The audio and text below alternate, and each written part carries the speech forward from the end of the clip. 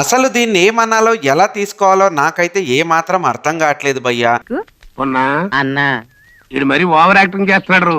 ఆర్ఆర్ఆర్ తర్వాత రాజమౌళి గారు మహేష్ బాబు కాంబినేషన్ లో వస్తున్న సినిమా అంటే ఇండియా అంతా కూడా ఎంతో ఇంట్రెస్టింగ్ గా ఎదురు చూస్తుంది. అయితే ఈ సినిమా నుంచి వచ్చే ప్రతి అప్డేట్ పైన అయితే అందరి కన్ను ఉంటుంది. ఇక మన పృథ్వీరాజ్ సుకుమారన్ గారి సినిమాలో చేస్తున్న కుంభ క్యారెక్టర్ యొక్క ఫస్ట్ లుక్ పోస్టర్ అయితే మూవీ టీం రిలీజ్ చేసింది. కానీ ఈ పోస్టర్ చూసినాక చాలా మందికి మాత్రం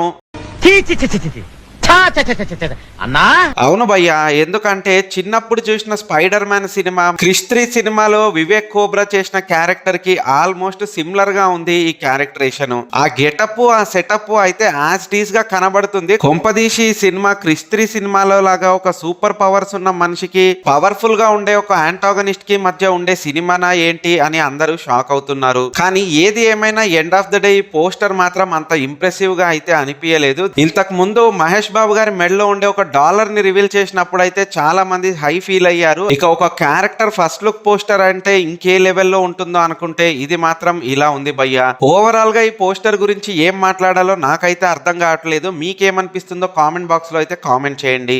రకరకాలుగా ఉంది మాస్టర్.